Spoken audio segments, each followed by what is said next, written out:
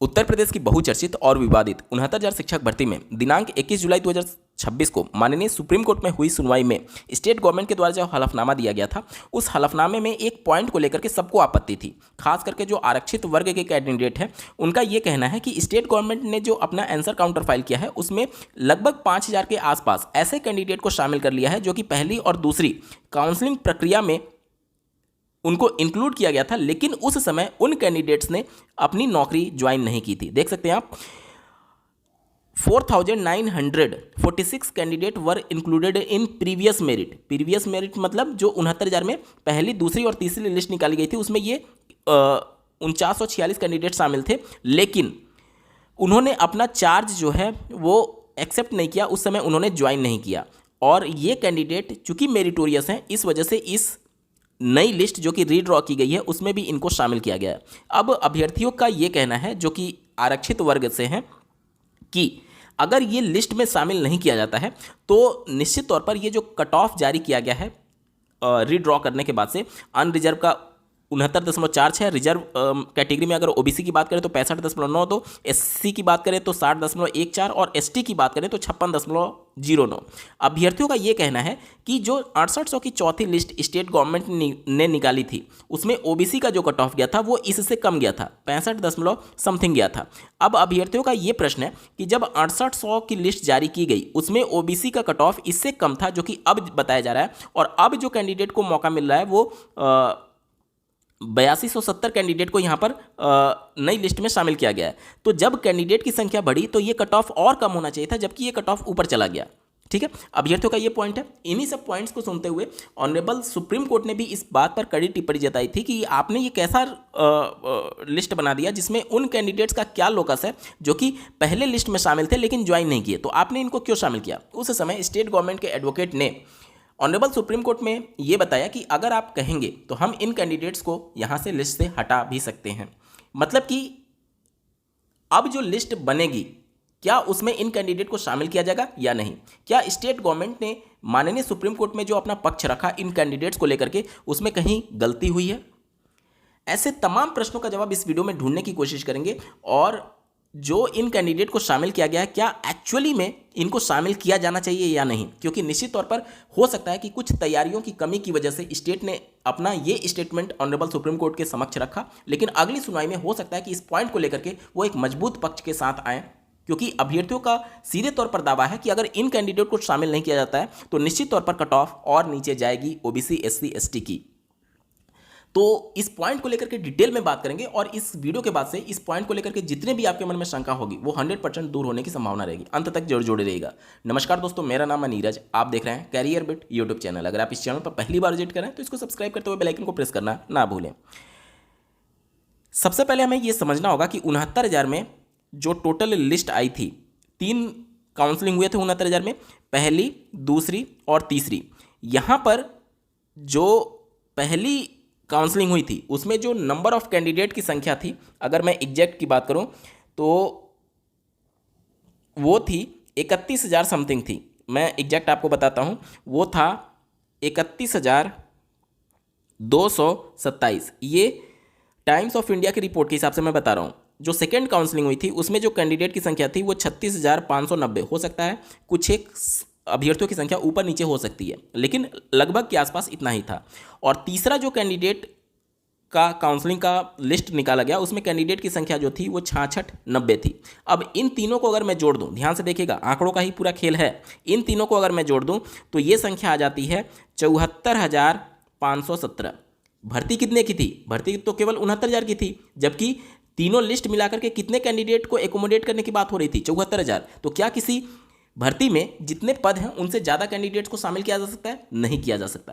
तो आखिर ये 74,000 कैसे आ रहा है? ये 74,000 आ रहा है क्योंकि पहले और दूसरी काउंसलिंग में लगभग 5,000 के आसपास वो कैंडिडेट थे जो कि शामिल नहीं हुए या फिर उन्होंने अपना पद ग्रहण नहीं किया। इसी वजह से इन दोनों में जो पद ग्रहण नहीं किए उनको एकोमोडेट करते हुए दूसरे कैंडिडेट को मौका दिया गया और ये तीसरी लिस्ट निकाली गई थी। अब मैं जो 4946 है, अभी जो अभ्यर्थियों की संख्या बताई गई है जो कि ज्वाइन नहीं किए थे, इनकी संख्या अगर मैं घटा देता हूं, ध्यान से देखिएगा, 74,517 में से अगर मैं 49 46 को घटाता हूँ तो 7 में से 6 जाएगा 1, यहाँ बचा 11, 11 में से 4 जाएगा 7, यहाँ बचा 4, 14 हो जाएगा, 14 में से 9 जाएगा 5, और यहाँ बचा 3, 13 हो जाएगा, 13 में से 4 जाएगा 9, और यहाँ 6 बचेगा। देखिए ये लगभग वही संख्या आ रही है जो कि 69,000 पदों पर ये भर्ती हुई थी। अब चूंकि पदों की संख्या ऊपर नीचे कुछ और ऊपर नीचे हो सकती है इस वजह से, लेकिन अब जब आप देखेंगे तो ये 69,000 के आसपास हमें डेटा देखने को मिल रहा है। अगर तीनों काउंसलिंग के कैंडिडेट को मिला दें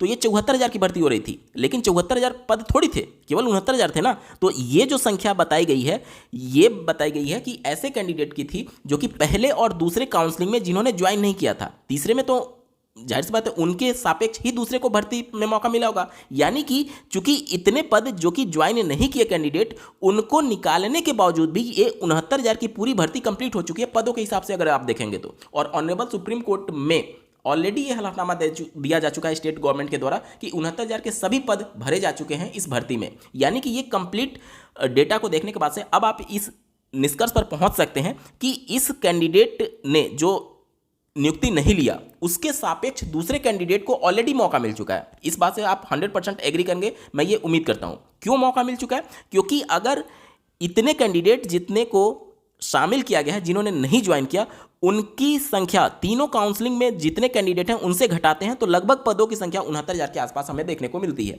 यानी कि जो ज्वाइन नहीं किए उसके सापेक्ष दूसरे कैंडिडेट को ऑलरेडी मौका मिल चुका है।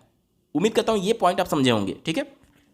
अब जब इन कैंडिडेट्स को मौका मिल चुका है तो जाहिर सी बात है बहुत सारे अभ्यर्थियों के मन में ये डाउट आएगा कि क्या ये कैंडिडेट फिर से दावा कर सकते हैं। देखिए जब आप नियुक्ति पत्र लेते हैं ना तो नियुक्ति पत्र में एक डेट दिया रहता है कि आपको इस डेट में, हो सकता है वो 2-3 डेट का एक रेंज दिया गया हो कि आप 2 से लेकर के 5 के बीच में आप ज्वाइन कर लीजिए। 1-2 दिन का आपको थोड़ा सा रिलीफ देखने को मिलता है, थोड़ा सा रेंज दिया जाता है। लेकिन ऐसा नहीं है कि आप 5 साल बाद उठ करके जाइए कि साहब हमें ये नियुक्ति पत्र मिला था अब हमें नियुक्ति दे दीजिए, ऐसा थोड़ी होता है। अब जिन्होंने ज्वाइन उस समय नहीं किया उनका लोकस खत्म हो चुका है क्योंकि उनके जगह पर दूसरे कैंडिडेट को ऑलरेडी ज्वाइन किया जा चुका है। एक उदाहरण से मैं आपको समझाने की कोशिश करता हूं। मान लेते हैं कि गोरखपुर में ओबीसी कैंडिडेट को एक सीट अलॉट हुआ था किसी प्राथमिक विद्यालय में। उस कैंडिडेट ने गोरखपुर में जाकर के ज्वाइन नहीं किया। ये पहले काउंसलिंग में थे, दूसरे काउंसलिंग में मान लेते हैं कि उनको दूसरे जगह एक और कैंडिडेट को अलॉट किया गया, उन्होंने भी नहीं ज्वाइन किया। तीसरी काउंसलिंग लिस्ट निकाली गई और उसमें वो कैंडिडेट जाकर के ज्वाइन कर लिया। यानी कि पहली और दूसरी लिस्ट से जो सीट खाली चली होती आ रही थी उसको भर दिया गया किससे? तीसरे वाले लिस्ट से। यानी जिन्होंने पद ग्रहण नहीं किया उस पद के सापेक्ष, जाहिर सी बात है अगर ये ओबीसी की सीट है तो इस पर जनरल तो जाएगा नहीं, एससी जाएगा नहीं, एसटी जाएगा नहीं, जाहिर सी बात है ओबीसी ही गया होगा। यानी कि इस तरीके से अगर आप देखेंगे तो इन सीटों पर जो 4946 है इनमें रिजर्वेशन का नियम ध्यान रखा गया होगा। क्यों रखा गया होगा? क्योंकि ओबीसी की अगर सीट है तो ओबीसी पर ओबीसी कैंडिडेट ही थर्ड लिस्ट में इंक्लूड किया गया होगा, जनरल एससी एसटी का इंक्लूड नहीं किया गया होगा। यहां तक क्लियर हो गया? तो स्टेट ने जो ये बोला सुप्रीम कोर्ट में जाकर के कि साहब अगर आप कहेंगे तो हम इन कैंडिडेट्स को इस लिस्ट से बाहर निकाल देंगे। लेकिन हो सकता है कि स्टेट की खुद की तैयारी ना हो इस पॉइंट को लेकर के, क्योंकि स्टेट जो बोल रहा है कि हम इन कैंडिडेट को निकाल देंगे और दूसरे कैंडिडेट को इस लिस्ट में शामिल करेंगे, आपको यह भी तो समझना है कि स्टेट ने ऑलरेडी इन सीटों के सापेक्ष कैंडिडेट को मौका दे दिया है। यानी कि कैंडिडेट्स ऑलरेडी ज्वाइन कर चुके हैं और इन कैंडिडेट्स का अब कोई लोकस ही नहीं बनता है। जो ऑलरेडी अपनी काउंसलिंग छोड़ चुके हैं या फिर जिन्होंने ज्वाइन नहीं किया उनके सापेक्ष दूसरे कैंडिडेट को थर्ड काउंसलिंग में ऑलरेडी मौका दिला दिया गया है और 69,000 की भर्ती ऑलरेडी कंप्लीट हो चुकी है। यानी कि ये कैंडिडेट ने जिन्होंने ज्वाइन नहीं किया वो सीट अब खाली ही नहीं है क्योंकि थर्ड काउंसलिंग में इसके सापेक्ष कैंडिडेट्स को ऑलरेडी मौका मिल चुका है और वो कैंडिडेट कैटेगरी से होंगे तभी उस सीट पर उनका चयन हुआ होगा। यहां तक आप, मैं उम्मीद करता हूं पूरी तरीके से एग्री होंगे।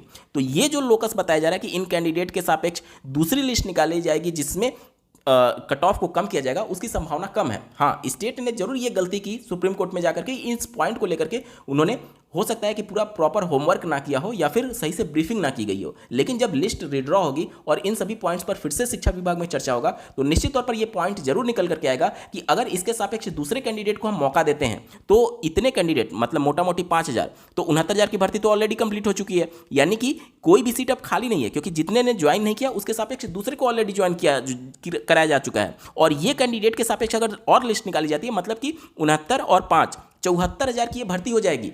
हमें आरक्षण के अंतर्गत क्या नुकसान हुआ है उस पॉइंट को देखना है, ना कि जिसने ज्वाइन नहीं किया उसको हमें ज्वाइन नहीं कराना है।